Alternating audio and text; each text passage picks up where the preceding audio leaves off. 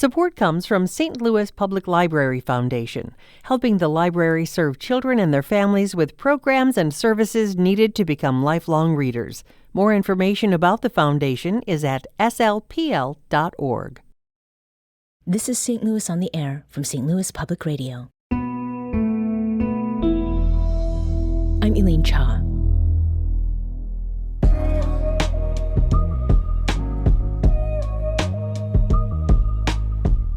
In the aftermath of the May 16th tornado, social media feeds in St. Louis have been filled with photos of the devastation, lists of ways people can help, and pleas for folks to protect any bricks that may have fallen off because of the tornado.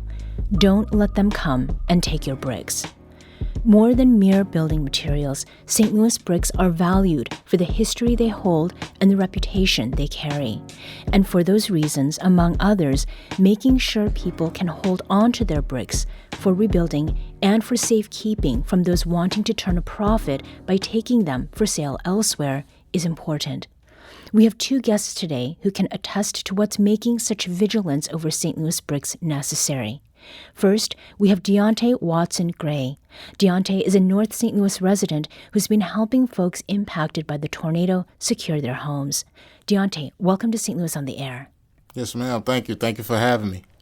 We also have joining us Michael Allen. Michael is an architectural and cultural historian who's a visiting assistant professor at West Virginia University and formerly of Washington University. Michael, welcome to you and welcome back to the show. It's good to be on. So people's homes are partially or totally destroyed in some cases by this tornado, and the city estimates that 4,400 buildings were damaged. Now, Deontay, we're at the start of week 2 since the tornado.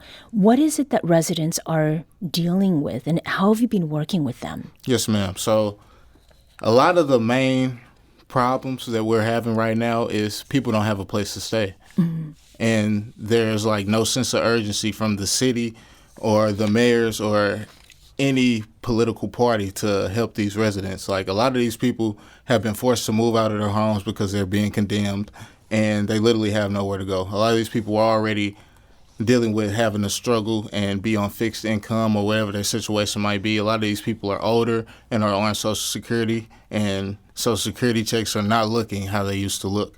So a lot of these people are already struggling, and you're telling these people that, okay, we're going to condemn your house, but we're also not going to do anything to try to help you find somewhere else to stay. We're not going to provide you with any temporary housing. Mm-hmm. We're not going to get you a week's worth of stay at any type of extended stay hotel. So in simple terms, me and a couple of my brothers, they're not my blood brothers, but I call them my brothers, we have been on the front line since day one. I mean, like day one, helping feed people. We're barbecuing every day from sunup to sundown, every day. And we're not asking for any money. We do accept donations, but people come. If you need food, we have it for you. If you need Pampers, we have it for you. If you need clothes, we have it for you. We have wipes. We have sanitizing wipes. We have full body cleansing wipes where you don't need any water, full body cleansing wipes. We have crackers, food, toothbrushes, toothpaste, feminine products, toilet tissue. If you can think about it, if you can name it, we have it for you. We have stuff for the kids as well. We have toys. Like we have stuff for the community, but it comes to a point where we can only do so much. Right. And it's only the community helping the community. Like, and yeah, it's really a lot that needs to be done that's not being done outside of the community. And you are doing this in community, which I think is something important to underscore, because people are staying where their homes are. Yes. Is there anything that you can share about why people might be hesitant to go to shelters, ones that are opened by the Red Cross, for example? Yes, ma'am, because this is people's homes. Like, most of these people have been here for decades. They have seen generations come through these buildings. And the north side in general of St. Louis, these people love their community. And they will literally sit there with nowhere to stay and sleep outside on their porch or in their car outside of their house before they get up and leave and let people just come, ransack their bricks, take all of their property, and don't give them anywhere else to go, or not even try to come up with a plan to rebuild these people's houses. With the brick, they can be reused. They can be remortared. And so the concern for their belongings is also one of the things that is keeping people where they are? Yes, ma'am. Most definitely. And it's not even necessarily to say that these people are afraid of people in the community taking their things, but it's the fact that these people still don't have lights, they can't see. Yeah. And there's a risk of, okay, we already see new vehicles in here every night that we never see on Newstead, we never see on these streets before. And they're coming in pickup trucks, hauling trucks, even 18-wheelers coming down these streets with pallet jacks, logging up equipment, and rolling right out of there. Michael, I want to come to you because you're familiar at least with what these bricks have been historically. St. Louis bricks are special, right? What is it that sets them apart from bricks that were made, in other areas of the country? Well, St. Louis has a distinctive red clay. It's a rich clay seam that runs through the city. Parts of it, still contain clay to this day.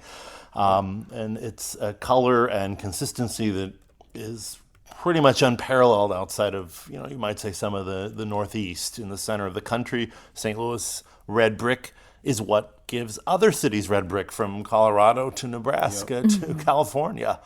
So it is a beloved building material. It's in the tradition of brick masonry that goes back over 5,000 years. So it also represents this sort of, human technology that really hasn't changed much since it was first invented. In terms of the architecture and identity of the north side that's been impacted too, brick has come to symbolize the value, the wealth that people hold in place, wealth that people that other people from the outside have tried to rob systemically for decades, going back to the 1970s when the city, through its interim comprehensive plan and this document prepared for the firm Team 4, called for deliberately declining and later demolishing certain areas, all that geography between Delmar and Natural Bridge, city limits to the river. While in the end, it's really the people, who want to stay in place. Brick symbolizes this bond of people to place in a very profound way. And I think people are very passionate. And in the last 25 years, there was a whole rash of illegal brick harvesting in neighborhoods like the Ville, Jeff Vanderloo, St. Louis Place. We call it brick theft. A lot of that fueled by absentee property ownership, Paul McKee's Northside Regeneration, and later Steve Roberts' Urban Assets, along with LRA and other ownership. So, a brick is not just a brick.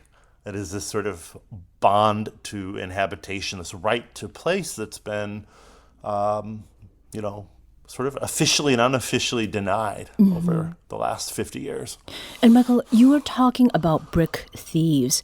What does someone who is an opportunist now stand to gain financially by taking bricks that do not belong to them and selling them elsewhere? Well, a pallet of bricks sells for about $250 to $270. So it's not huge money, but in desperate times, I always say, like, the brick, a fallen brick wall is like, it's not like somebody dumped a pile of $100 bills, but they dumped a pile of $20 bills. Wouldn't you take the $20 bills? It's like they are there.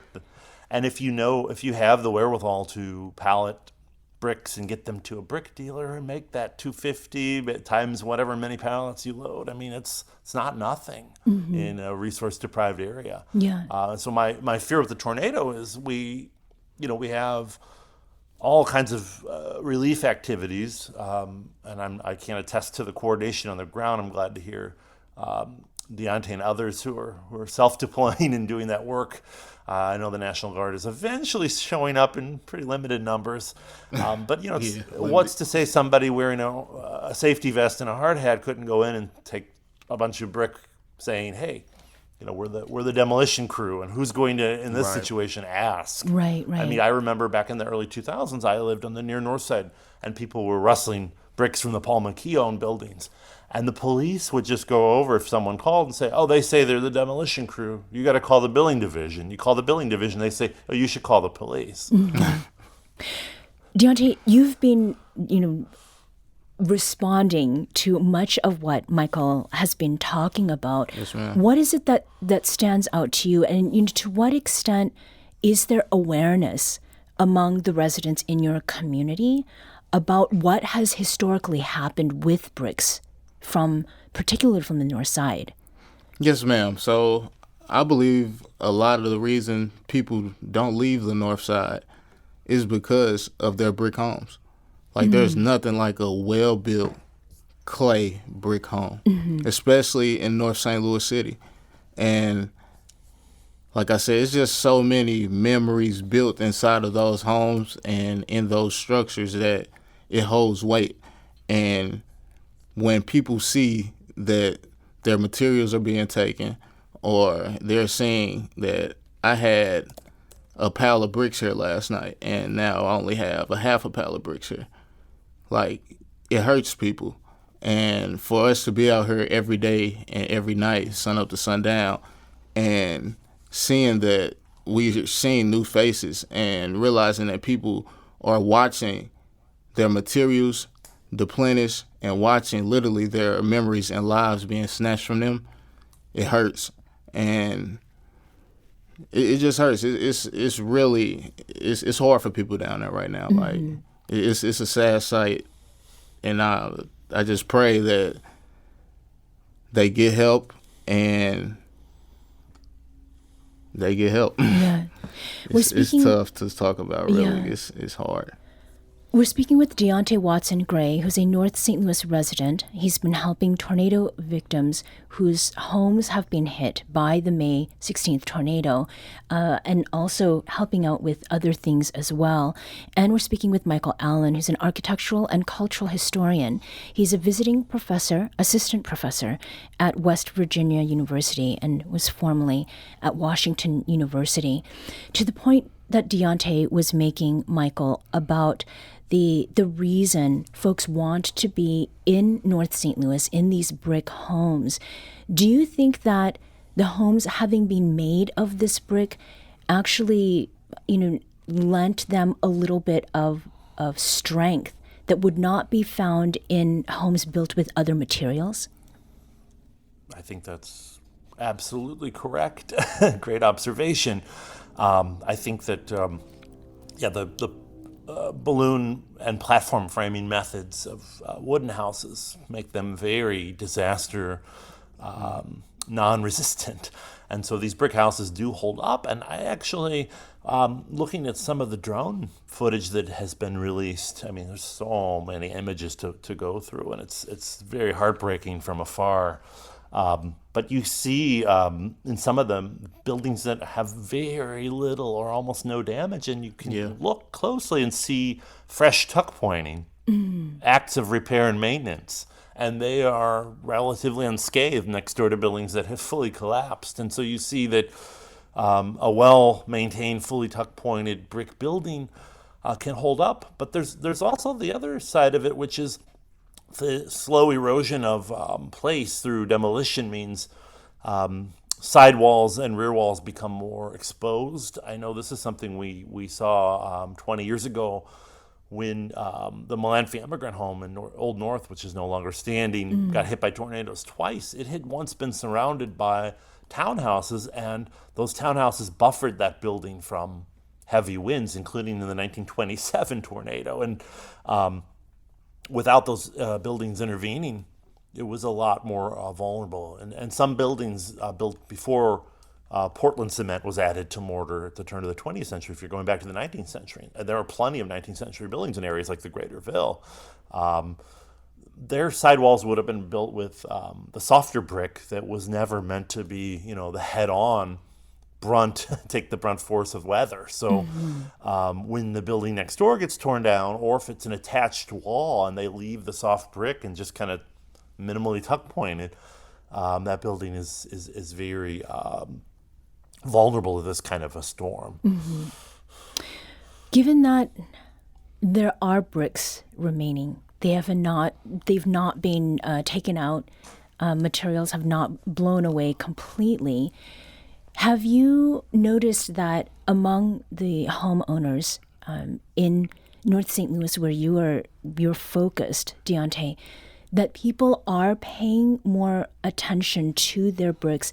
And if so, how are they keeping them? What are they doing with their bricks right now? Yes, ma'am. So a lot of people that have noticed what's going on are taking more care of their bricks. You will see a lot of people literally gathering up their own bricks, or it's a community down there. Like we're doing it as a whole. So if you see someone that wants their bricks tucked away or put somewhere else, there's people out there that will help them people put their bricks where they want them put, so they don't have to worry about that hassle. We still have residents that stays over there that houses weren't affected as badly. They're okay with other people storing their bricks inside of their houses to make sure that those people that want to make sure their bricks are still there, they have somewhere to put them. Yeah. And some of them are really serious about protecting their bricks, Yes, right? ma'am. Really serious. Like, it's to the point where, like I said, people are sleeping in their cars to have a 24/7 eye out to make sure these streets are not touched. Mm-hmm. I want to make sure that we get to some solutions, and some of the ones that have been floated. One of them is a brick bank. Michael, to what extent have brick banks been used in the past? How would that practically work? Well, brick banks have been proposed over the years in St. Louis. In the early 2010s by Alderman Sam Moore and Alderman Antonio French when they were both in office. Sam Moore's sadly no longer with us, but their proposal was sort of a large warehouse with a sort of fenced compound where softer brick could be stored inside and harder brick outside. You would not really need a building. You just need some shelter for the softer bricks, but you would need a fairly substantial outdoor area with a secured perimeter. But it's a pretty practical idea. The question is who provides the labor. I mean, the land, putting up the fence and finding the land is easier than the active cleaning and palletizing the bricks. So that's where somebody would have to step in and fund such an operation. But it's pretty simple work. It's just who could pay that? It could be an AmeriCorps or sort of volunteer response. A lot of people I know, like Alderman Rasheen Aldridge, are talking about this right now. Some people are assuming it's, the last rites. These bricks would end up stockpiled for future construction. That was kind of the idea Moore and French had. Demolition's going to have to happen, but we can keep this wealth in the community and rebuild with our own native building material. But right now, I'm like, if these homeowners sleeping in their cars could have some kind of secure storage where we could find a way to get their bricks there and keep them until we get the houses rebuilt, that would be a godsend. Mm-hmm. Might there be a way to get the preservation trade nationally to come to St. Louis to help with recovery in this way? Well, I think so. I mean, there are a lot of trained masons, a lot of masons in St. Louis. I mean, most of them have had to work on a historic building. So the skills of rebuilding are far much more within reach than a lot of people assume. I think engineers and architects that are doing these volunteer surveys that are creating the color codes hopefully they have some experience with historic buildings. If they don't, a lot of people overreact when they see a partially collapsed brick wall. They don't understand that most of the structure of the building isn't the brick. The side walls you have to watch out for. The rear and front walls aren't holding up any weight, so they can be completely gone. The building could still stand. These are things that a lot of masons would know intuitively, and there are thousands of masons nationwide, and there is a historic trades network that could be brought in here. I think that would be a great way because the capacity for rebuilding does exceed, even if every local mason could be engaged, you would still need people outside. But they are outside right now with, some of them idle as we're facing a slow start of a real estate recession. I think a lot of the preservation trades wouldn't mind being pulled in. That would be a very fun project to show the world that these houses are not lost. And that St. Louis can rely on the nation. I mean, St. Louis, we've gone from you're on your own from the homeowners to a community response. We've gotten more from the city. We're getting something from the state. We might get something from FEMA eventually, but there's a whole big country out there, and I think other cities have resources to share with St. Louis in this moment. And in the interest, too, of providing people with a little bit more information than they may have now, there are these green, yellow, orange, and red stickers that have been placed on affected homes by the city. What is it that from your perspective, Michael, that you would want to know about how these determinations are made, like which color stickers should go where, and how is that related to the conversation we're having now about, recovery and rebuilding?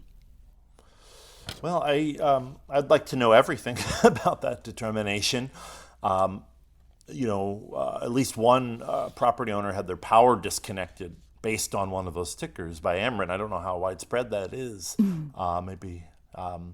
But it's a little bit jarring that is happening, without any official condemnation. It's like, why would you?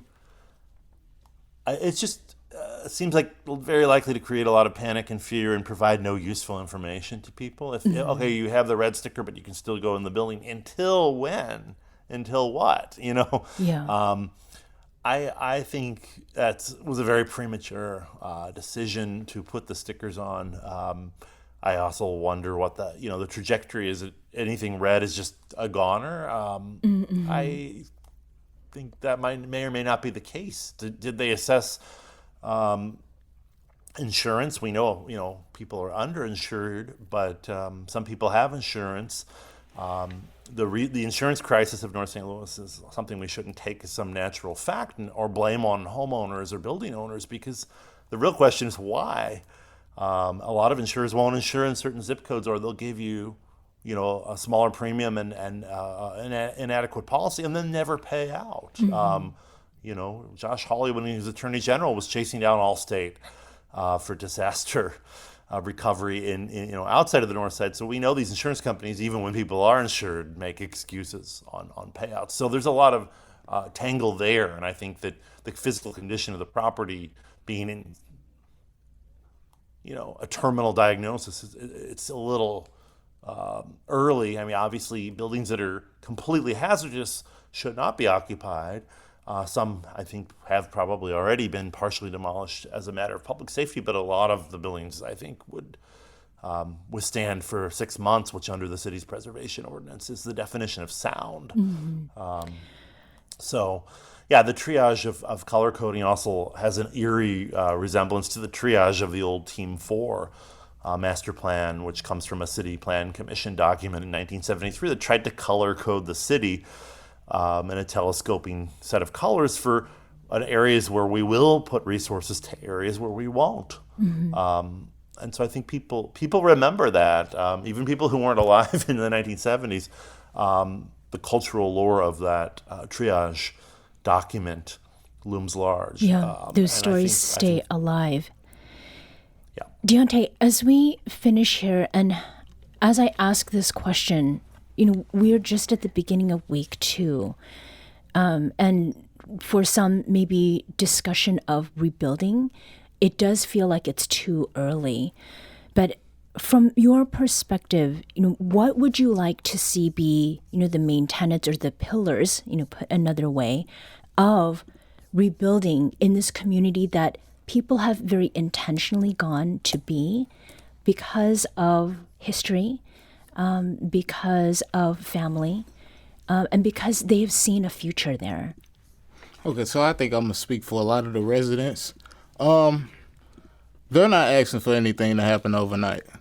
If their houses are not livable, they're okay with that. But give these people an answer, give these people a proper inspection, and give these people the proper help, because they're literally doing it on their own. We haven't seen any major news source out there since, I can't even remember.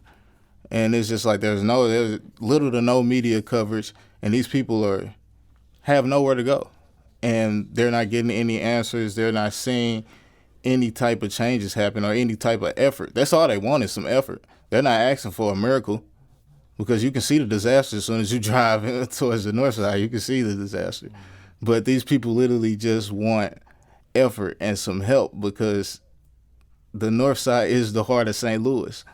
And show these people that they're the heart of St. Louis. Don't just tell them that, hey, we're going to condemn your house and we're not going to tell you what we're going to do with your property. Mm-hmm. Now, these people don't know if they're going to be forced to move out, if their property value is going to change and their whole living situation. Now I got to relocate. So they just want effort and help. Mm-hmm. And at least you can start with the bricks. Exactly. Right. Yes, ma'am. Deontay Gray is a resident of the North Point neighborhood of St. Louis. He's been volunteering to help residents stay in homes impacted by the May 16th tornado. And Michael Allen is an architectural and cultural historian and a visiting assistant professor at West Virginia University and formerly at Washington University. Thank you to both of you for joining us today. Thank you for having me. Thank you both.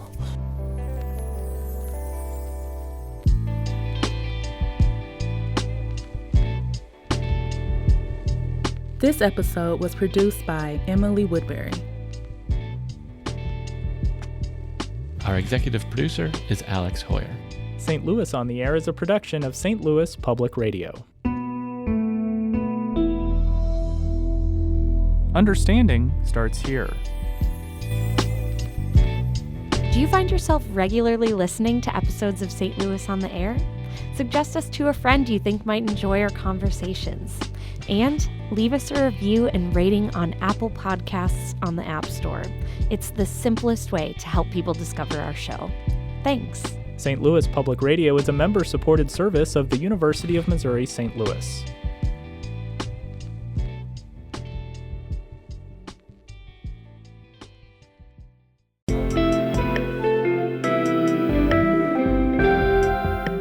The Gateway brings you the day's news each weekday from around the St. Louis region and the state capitals in Jefferson City. Our schools are accredited. We don't need this bill. And Springfield. How many more years must pass before lawmakers see time is of the essence? I'm Abby Larico. Join me each weekday for The Gateway on the STLPR app or wherever you get podcasts.